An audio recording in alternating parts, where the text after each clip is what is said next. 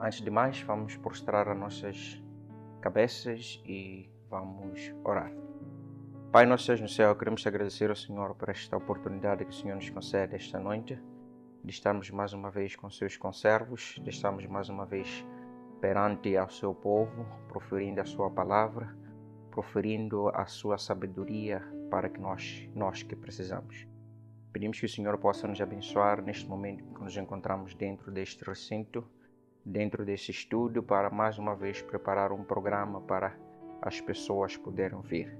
Pedimos que o Senhor nos abençoe assim que nós preparamos este programa. Pedimos que o Senhor abençoe as pessoas que estão à frente deste programa. Pedimos que o Senhor abençoe a liderança da nossa igreja para que este programa possa se difundir mais e mais pessoas possam ser alcançadas através do seu Evangelho. Neste momento, vamos pedir que o seu Espírito Santo possa nos conduzir, que não seja nós os homens a nos colocar no centro, mas seja Cristo e o seu Espírito Santo no centro, para que a palavra possa ser proferida e esta palavra possa ser ouvida pelos seus conservos. De tudo, quando terminarmos também vamos te dar graças pela sua bondade e graças pela sua palavra que vamos ouvir neste momento, em nome de Jesus Cristo. Amém. Muito boa noite, caros irmãos em Cristo. Seja mais uma vez bem-vindo a este programa Hora Nazarena. No dia de hoje nós vamos nos concentrar no livro do 1 Tessalonicenses, no capítulo 3, não é? E vamos ler a partir do versículo 1 até o versículo 5. E a palavra do Senhor nos diz o seguinte: Por isso, não podendo mais suportar a preocupação em relação a vós, achamos melhor ficar sozinhos em Atenas. E enviamos Timóteo, nosso irmão e ministro de Deus, no Evangelho de Cristo, para vos fortalecer e vos dar ânimo na fé, para que ninguém fraqueje diante dessas tribulações, porque bem sabeis que fomos destinados para isso. Pois quando ainda estávamos convosco, já vos dizíamos que haveríamos de sofrer tribulações, como de fato aconteceu, como bem sabeis. Por esta razão também, não podendo esperar mais, procurei saber da vossa fé, pois tinha medo de que o tentador vos desencaminhasse e o nosso trabalho fosse inútil. Aqui estamos perante uma carta de Paulo à igreja de Tessalonicenses. E se nós vemos a história, esta igreja, Paulo fundou ela num curto espaço de tempo. No Atos 17, nós vemos como Paulo chega a Tessalonicenses, começando num sábado a pregar na sinagoga, e depois ele sai da sinagoga e vai pregando fora. E vemos como que os judeus, preocupados com o evangelho que Paulo trazia sobre Cristo, preocupados que muitas das pessoas que frequentavam a sinagoga saíam e foram ter com Paulo, foram ouvir aquilo que Paulo estava a pregar. E por medo dessas situações, porque alguns tinham medo, porque as pessoas que saíram das sinagogas para Paulo eram pessoas de renome, eram pessoas de alguma classe alta e alguma classe média. Eram pessoas muito importantes em Tessalonicenses, e os judeus, as pessoas que tomavam conta da sinagoga, ficaram preocupados em termos dos seus dízimos, em termos de ofertas, e essas pessoas estavam saindo de lá e iam ter com Paulo. E as pessoas ficaram preocupadas com isto. E o que eles fizeram? Criaram uma forma de Paulo poder sair de Tessalonicenses, criando desculpas, criando ameaças para que Paulo pudesse sair. Uma das coisas que eles fizeram é, como Paulo pregava Cristo, a ressurreição de Cristo, e pregava a morte de Cristo e a sua ressurreição, e Cristo como rei, eles foram nas autoridades romanas que viviam naquele local, que governavam naquele local, acusando Paulo de trazer um novo rei, alguém que estaria a desafiar o imperador. E eles colocaram essas coisas para que Paulo pudesse sair. E vejam, Paulo, no Atos 17, Paulo apenas só teve 3 dias dentro de Tessalonicenses. E bruscamente ele teve que sair daquela cidade, teve que sair em silêncio, teve que sair na calada da noite, porque a sua vida era ameaçada. E alguns discípulos de Paulo que estavam lá acharam melhor que Paulo devia sair e organizaram formas para que ele pudesse sair. Ora, vejamos, era uma igreja fundada por Paulo, é uma igreja ainda criança, é uma igreja plantada por Paulo. E Paulo teve uma saída brusca, deixando esses fiéis, deixando esses novos crentes ao relento. Isto que Paulo lhe preocupava. E nós vemos que aqui, Paulo, quando fala de tribulações, ele diz: da mesma forma que os outros judeus sofreram, é da mesma forma que vocês vão sofrer.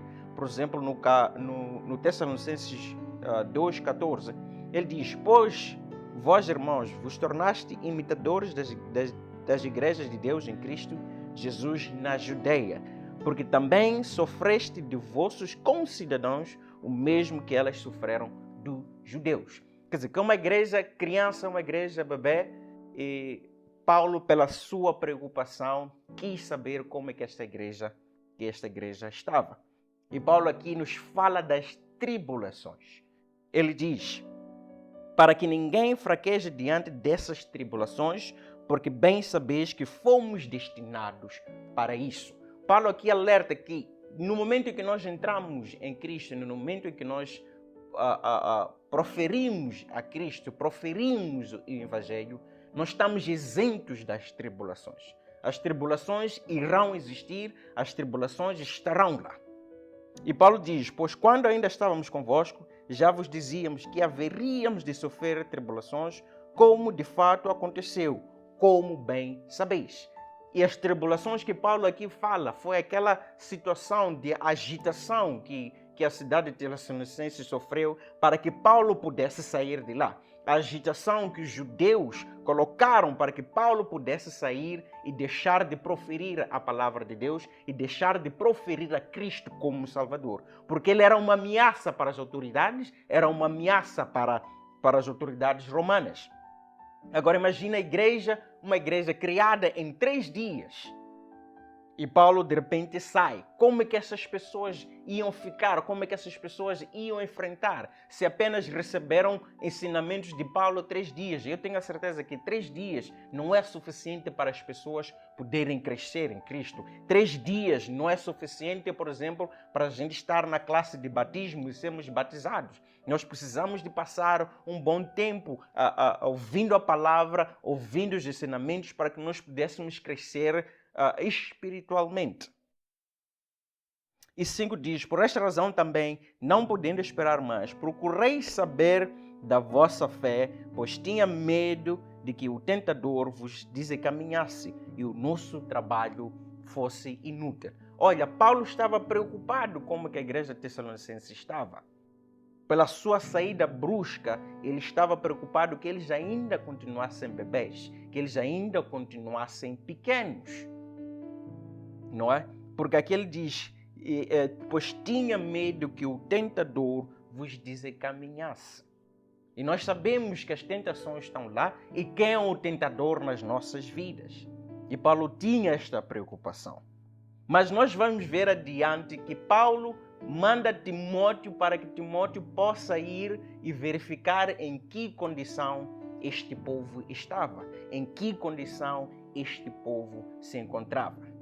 É aqui nós vemos o milagre de Deus. Nós sabemos que, sendo igreja, nós sabemos que, sendo membros novos, convertidos ou não convertidos, nós de vez em quando passamos por tribulações. Nem de vez em quando, sempre nós passamos por tribulações. Mas se a nossa fé não está enraizada em Cristo, se a nossa fé não está focada em Cristo, nós acabamos nos perdendo, porque o tentador está ao nosso redor.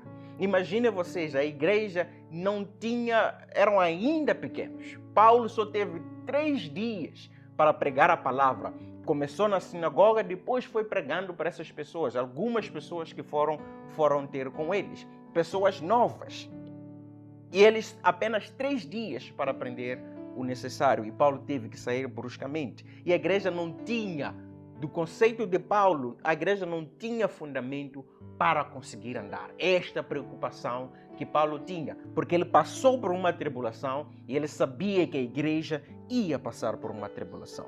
Mas é impressionante, no versículo 6, Paulo diz: mas Timóteo acaba de regressar do vosso meio, trazendo boas notícias da vossa fé e do vosso amor, dizendo que sempre tendes afetuosa lembrança de nós e que desejais muito nos ver, assim como nós também a vós.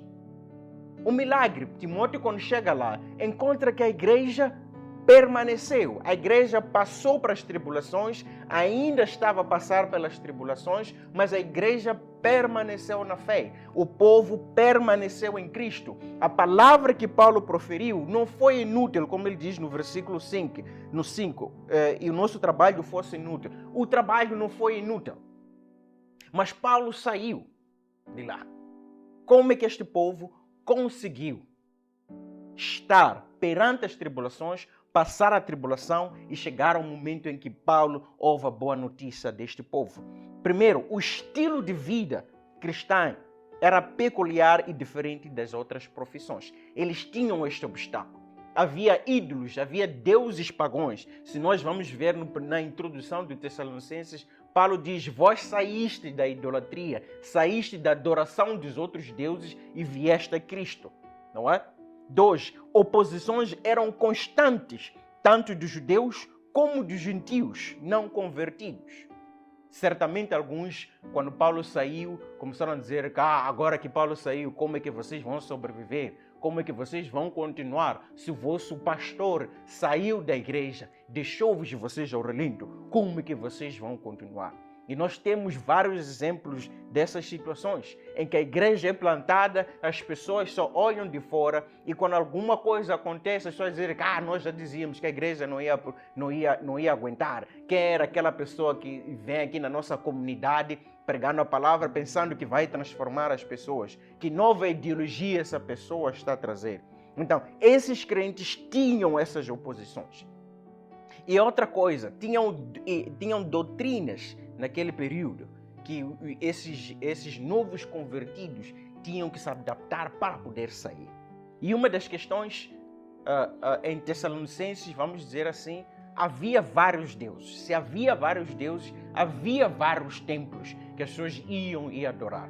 E o cristianismo naquela altura era muito diferente das outras religiões ou das outras doutrinas que iam por lá. Uma das grandes oposições que os tessalonicenses tinham que enfrentar tinha a ver com o corpo, não é? Como que eles tratavam o seu corpo, como que eles faziam sacrifício para Deus com o seu corpo.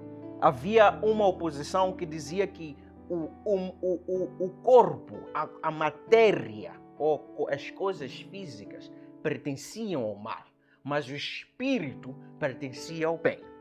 E querendo dizer o quê? Que o corpo, a carne, podia ser sujeita às coisas más. E essas coisas más não afetavam de nenhum momento o espírito. Então eles diziam: desde o momento que você passa pela prostituição, desde o momento que você faça coisas más, é a coisa da carne. É a coisa que nós não podemos evitar. Mas o espírito se separa da carne e o espírito pode se conectar com Deus, pode fazer coisas boas espiritualmente. Mas a carne pode ser sujeita às coisas mundanas. E essa idolatria que os novos convertidos tinham que enfrentar. Que algumas pessoas iam aos templos para se prostituir, algumas pessoas faziam injustiça e diziam que é a carne não pode deixar de fazer essas coisas. Então são as oposições que eles tinham que ter, são as tribulações que eles deviam passar. Mas vamos aqui, quando Timóteo volta e diz a Paulo que a igreja permaneceu. Como é que esta igreja pequena, esta igreja que acabou de nascer em 3 dias, permaneceu na palavra do Senhor? No capítulo 4, no primeiro versículo, a palavra diz: quanto ao mais, irmãos, nós vos pedimos e aconselhamos no Senhor Jesus que assim como aprendeste de nós, como deveis vos comportar e agradar a Deus, e assim estáis fazendo, nisso vos aperfeiçoeis cada vez mais. O andar com Deus. Eles ouviram a palavra, receberam a palavra e com certeza a palavra, a semente, criou mais frutos dentro do coração das pessoas, que as pessoas conseguiram, esta igreja conseguiu se permanecer. Mas como é que eles fizeram isso? Aperfeiçoando o amor de Deus. Aperfeiçoando o comportamento cristão e agradar a Deus. Comportamento é estar perante a Deus, é estar, comportar-se como uma pessoa, um filho de Deus. É este comportamento que Paulo zelava pelos Tessalonicenses. E agradar a Deus, nós sabemos, nós agradamos a Deus com adoração, com aquilo que nós fazemos pela nossa mão e aonde nós andamos, nós devemos sempre agradar a Deus. Esta é a primeira coisa que eles estavam a aperfeiçoar. A segunda coisa, aperfeiçoar no amor fraternal. 4, no versículo 9, Paulo diz: mas quanto ao amor fraternal, não é preciso que eu vos escreva, não é? Visto que vós mesmos sois instruídos por Deus a vos amardes uns aos outros. De vez em quando isto é uma preocupação em nossas igrejas, mesmo em nossas casas. O amor ao próximo. O amor a quem é aquele que é o próximo. E nós temos exemplo de Jesus Cristo explicando quem é o nosso próximo. O vizinho, a pessoa ao meu lado, a pessoa que está no machibombo comigo, a pessoa que está no carro comigo, a pessoa que está na igreja comigo, o meu próximo, eu tenho que mostrar o amor. E a igreja de Tessalonicenses estava a praticar essas coisas. E Paulo zelava e dizia a eles: aperfeiçoeis mais nessas coisas. O comportamento que vocês têm e agradar a Deus, aperfeiçoeis mais. Não é? E o amor fraternal, amor uns aos outros, amai-vos, continuem assim, amai-vos uns aos outros. É o que eles deviam fazer, é o que eles estavam a fazer. E Paulo só os exortava a aperfeiçoar. Nós devemos aperfeiçoar essas coisas, porque é o nosso comportamento que dita quem nós somos. É o nosso agradar a Deus que dita às outras pessoas quem nós somos. E claramente essa igreja tinha que estar nesta situação, não é? Eles tinham muitas oposições, não é? Havia templos para adorar outros deuses, havia pessoas que iam debochando deles, dizendo que Paulo saiu, o que vocês vão fazer? Porque haviam também mulheres de renome naquela região de Tessalonicenses que se juntaram à igreja de Paulo. E algumas delas foram sem os seus maridos. Imagino que os maridos iam dizer depois: Paulo saiu, agora como é que você vai se manter? Se o Paulo saiu, o pastor saiu. Não é? Mas aqui Paulo exorta aos Tessalonicenses: aperfeiçoeis mais. Porque eles já praticavam um comportamento cristão. Eles já praticavam a adoração apenas a Cristo, apenas a Deus. E eles já praticavam o amor. Terceiro, no capítulo 13, no capítulo 3, versículo 13, olhem o que o Paulo diz: para fortalecer o vosso coração, tornando-vos irrepreensíveis em santidade diante de nosso Deus e Pai, na vinda de nosso Senhor Jesus, com todos os seus santos, tornando-se irrepreensíveis. E ser irrepreensível é ser inocente de transgressão, ou sem ter culpa, não é? Então, Paulo exortava a estes Tessalonicenses que, a meio dessas situações em que vocês estão, a meio dessa idolatria que as pessoas, que vai acontecendo na vossa região, ao meio de pessoas que iam debochar de vocês, não deem espaço para que as pessoas possam ver maldade em vocês, não é?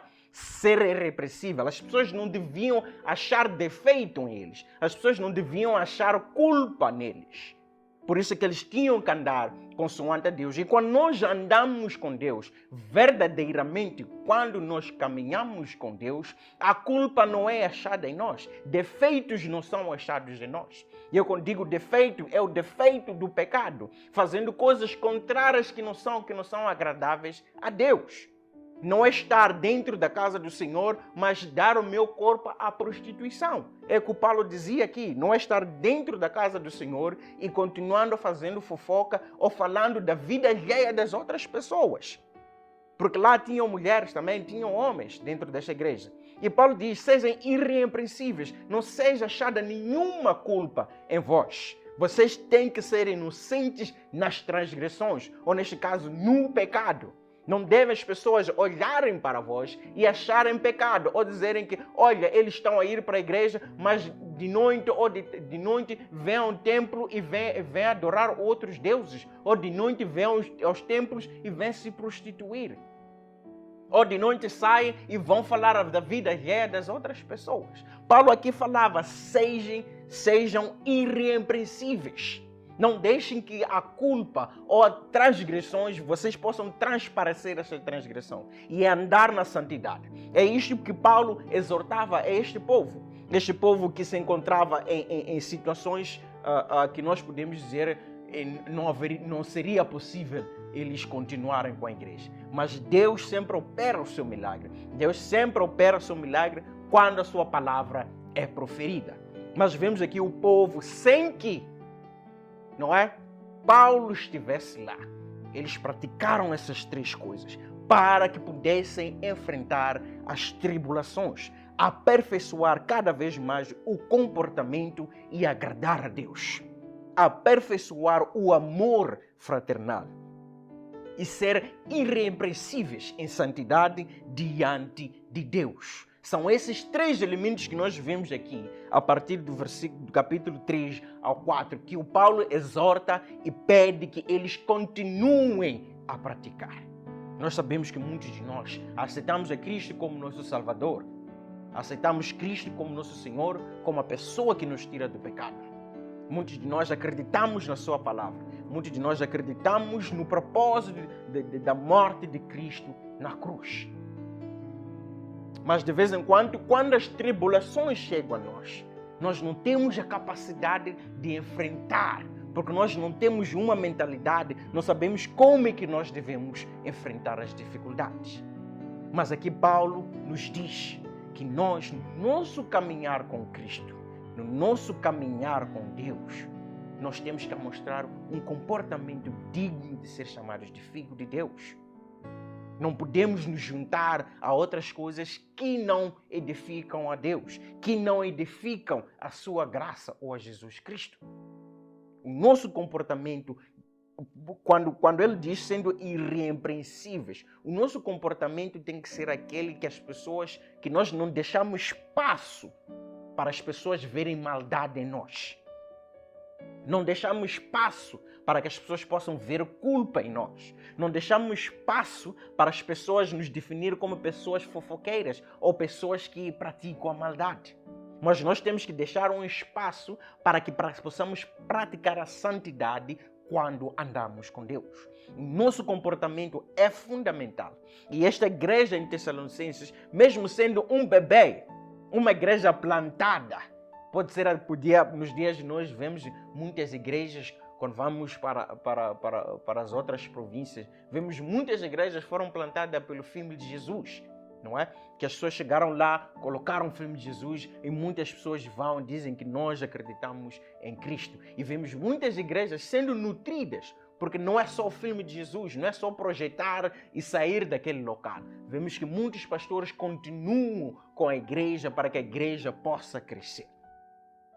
Então, no nosso comportamento, mesmo sendo pequenos, nós devemos sempre demonstrar o amor um ao outro e a mostrar o amor de Cristo, sendo irrepreensíveis. Meus irmãos, eu repito nesta palavra que Paulo disse a eles, sendo irrepreensíveis em santidade diante de nosso Deus e Pai. Não podemos dar espaço para que as pessoas possam ver em nós como pessoas que são pecadoras, pois nós não somos pecadores.